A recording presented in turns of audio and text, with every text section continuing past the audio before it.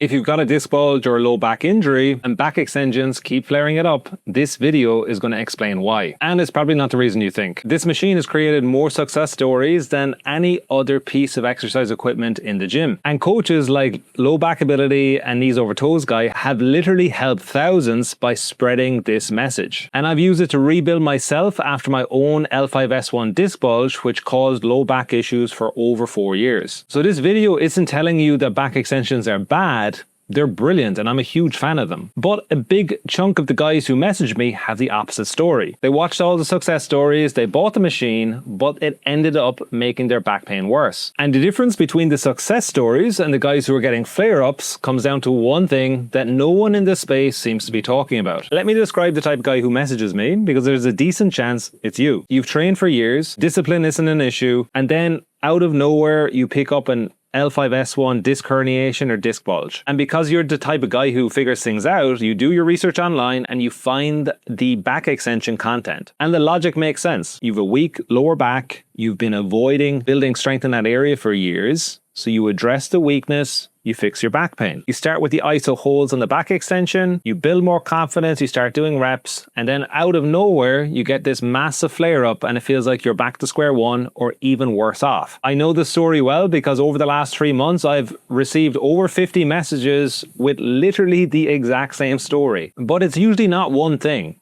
It's not just the back extension. Usually this guy maybe has a newborn in the house, he's going through a lot of life stress, maybe not sleeping very well, maybe a big workload, he might have traveled, moved country, going through some relationship issues. And as all that's been going on, he's also been ramping up his workouts because his back is feeling better. But when the flare-up happens, he concludes one or two things. One, the exercise is wrong for him, or two, his back is much more broken than he ever believed. Usually neither of these is true. The issue is he surpassed his current capacity. I'll explain what I mean by that in a minute, because there's an analogy I like to use that allows a lot of the guys I work with to change how they think about their flare-ups. But the short version is most of the content out there starts you on the machine without actually explaining what your body needs to be ready for it. So he had no way of knowing what was happening before the flare-up. So let's talk about why flare-ups happen in the first place, because once you see this mechanism, everything else becomes obvious. The first thing I want to get out of the way is it's probably not your form. You can have the pad in the perfect spot, executing every rep as well as possible, and you can still get a flare-up. And I know your head is probably going there because literally every video I see on the back extension is about the form, the execution. The problem usually isn't how you were doing the exercise. It's understanding what's happening to your body when you have chronic low back pain. When you have a long-term disc injury, your body doesn't just wait there passively to heal.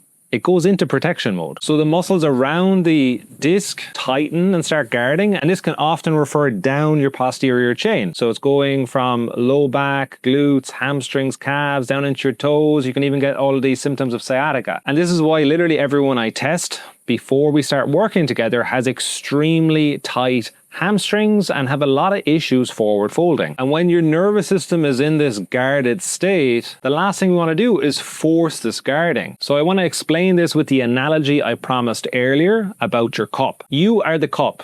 Everything in your life, training, stress, sleep deprivation, even your fear around your back, that's water filling the cup. Once it overflows, you get a flare-up. The problem is most guys are still thinking their cup is as big as it was before the injury, but it isn't. That cup got smaller the day you hurt your back, and it fills up a lot faster than you think. Work stress fills it. A newborn at home fills it. Your anxiety around rounding your spine fills it. So by the time you get on the machine, your cup is already close to the top before you've even done a single rep, which is why so many guys tell me they literally felt like they did nothing and still got a flare-up. So down here, my hips are hinged.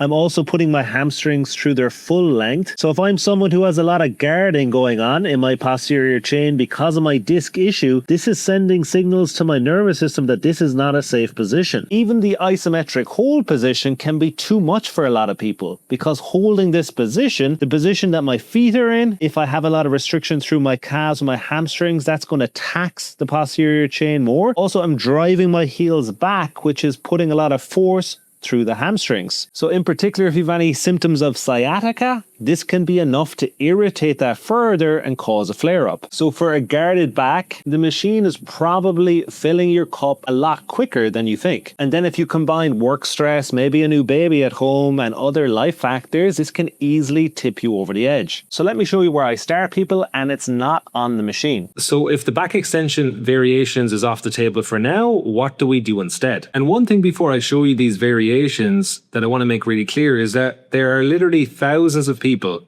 out there right now and in the past who have successfully rehabbed their backs without ever using the back extension. I've helped tons of clients since 2011 rehab their backs without using the back extension machine. Not because I don't like the machine. Like I said at the start, I love the machine. I think it's fantastic. But a lot of people don't have access to it at their gym. They don't want to buy one for their home. And I just want you to look at every exercise as a tool in your toolbox. And there's thousands of variations of each movement pattern that you can work on to help you get stronger in the areas that you're weak in. With the glute bridge on the bench, you're going to set up with your upper back off the bench, feet flat on the floor and knees bent.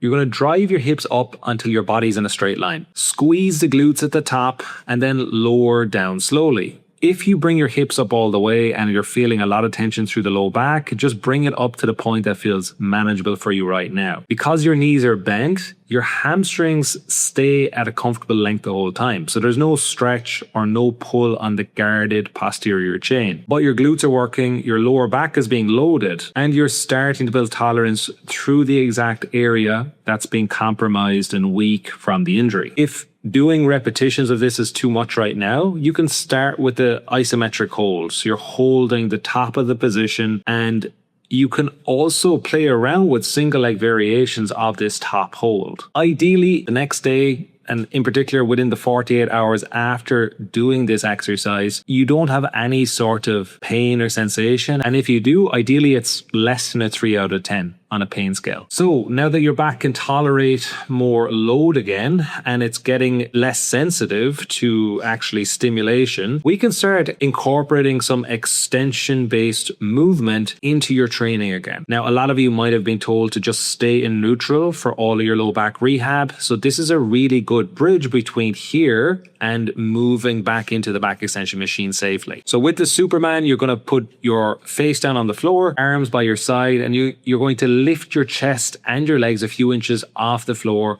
hold briefly at the top, and then lower under control. Here's why this is such a good bridge to the back extension. So your hips never hinge, so your hamstrings never tighten under load. There's no foot plate, so there's no heel drive and nothing pulling your toes towards your shins. Every source of tension that makes the machine such a big ask for a guarded posterior chain is gone. But your erectors, your glutes, the whole backside is working against gravity in the same extension pattern that the machine uses. So you're teaching your back that extension is safe without the demands that's causing a flare up or potential aggravation on the muscles on the posterior chain. You're going to start with isometric holds on this one, 2 to 5 sets here for anywhere from kind of 10 up to 40 seconds, and you want to build this up slowly over time. So you want to start literally 10 seconds is going to be a good place to start. You can also play with your hand position. So instead of hands by your side, you can bring them out to your side at this kind of 90-degree mark at the shoulder or overhead to make it even harder. Also, you want to follow the same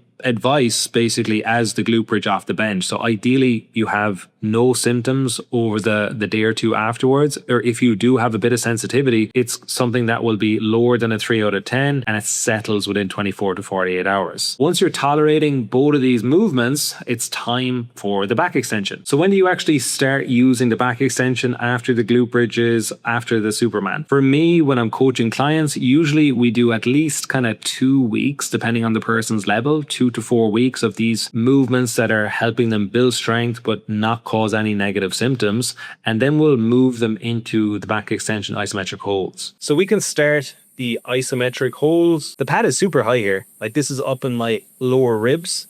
That's going to feel much safer for your system. And from here I can also hold the handles, so I'm pushing in here, I'm taking a lot of the load through my hands here, and that's a really good starting point. Then we can just slowly desensitize by not using the handles. I like to start people again very moderately, like 10 to 20 seconds, plenty. And then eventually we're getting people more and more comfortable until eventually they're at the hip crease. Holding this position, we're thinking about driving our heels back, squeezing our glutes. We're feeling the hamstring, the glutes very much so here. We can also feel your erectors engage by holding this position, but we want most of the force through glutes and hamstrings. You can also play with slightly rounding the back here, see how that changes where the load is being distributed through the backside of the body. From there, I like to move into technically this is a hip extension where we're hinging at the hips, breaking at the hips and coming back up. And I find just getting clients better at hinging in general just allows them to better recruit their hips rather than dumping into their low back anytime they start, progressing to things like deadlifts.